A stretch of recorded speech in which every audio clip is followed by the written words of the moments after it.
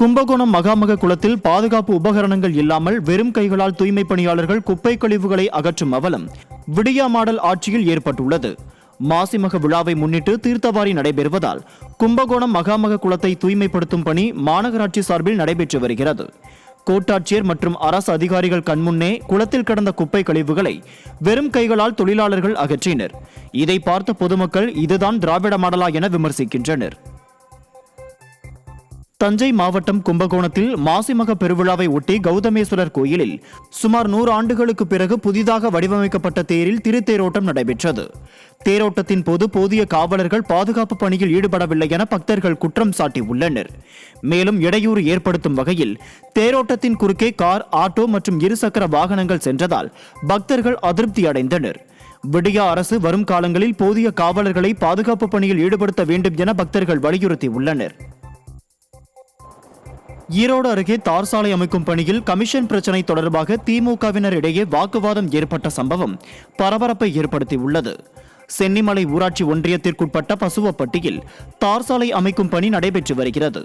இதில் கமிஷன் பிரச்சினை தொடர்பாக திமுக ஊராட்சி ஒன்றிய தலைவருக்கும் திமுக கிழக்கு ஒன்றிய செயலாளருக்கும் இடையே தகராறு இருந்து வந்துள்ளது. இந்த நிலையில் அப்பகுதி சென்ற திமுக ஒன்றிய செயலாளர் பிரபுவின் ஆதரவாளர்கள் பணிகளை நிறுத்த கோரி திமுக ஊராட்சி ஒன்றிய குழு தலைவர் மற்றும் பொதுமக்களுடன் வாக்குவாதத்தில் ஈடுபட்டு அவர்களை தாக்க முயன்றதால் பரபரப்பு ஏற்பட்டது.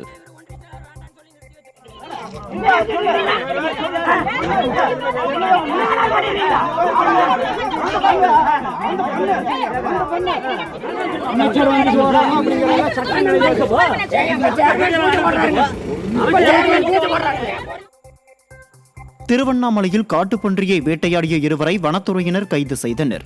சொரக்குளத்தூர் காப்பு காட்டு பகுதியில் வனத்துறையினர் வாகன ரோந்து பணியில் ஈடுபட்டிருந்தனர். அப்போது வெடிகளை கொண்டு காட்டுப்பன்றியை வேட்டையாடி இருசக்கர வாகனத்தில் கொண்டு வந்த தங்கம் மற்றும் சஞ்சய் ஆகியோரை வனத்துறையினர் கைது செய்தனர். பின்னர் அவர்களிடமிருந்து 6 வெடிகுண்டுகள், இருசக்கர வாகனம் மற்றும் காட்டுப்பன்றியை பறிமுதல் செய்து விசாரணை மேற்கொண்டு வருகின்றனர்.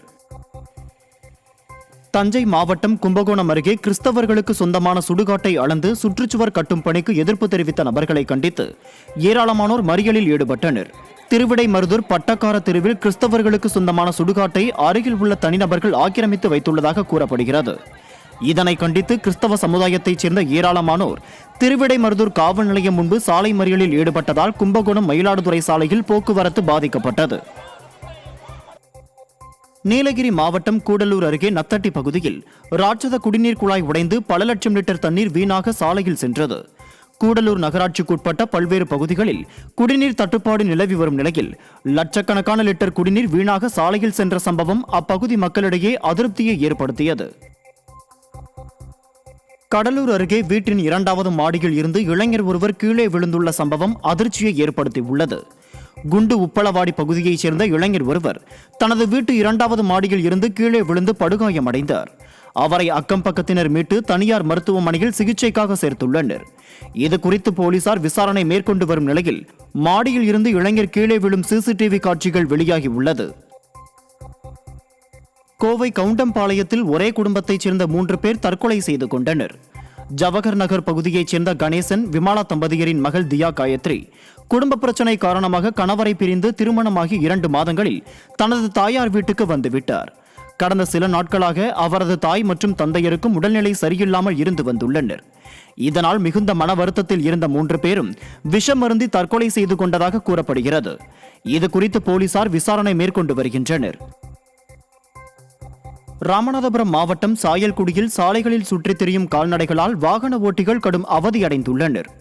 சாயல்குடி பேரூராட்சிக்குட்பட்ட சாலைகளில் சுற்றித் திரியும் கால்நடைகளால் வாகன ஓட்டிகள் மற்றும் பொதுமக்கள் கடும் அவதியடைந்துள்ளனர்.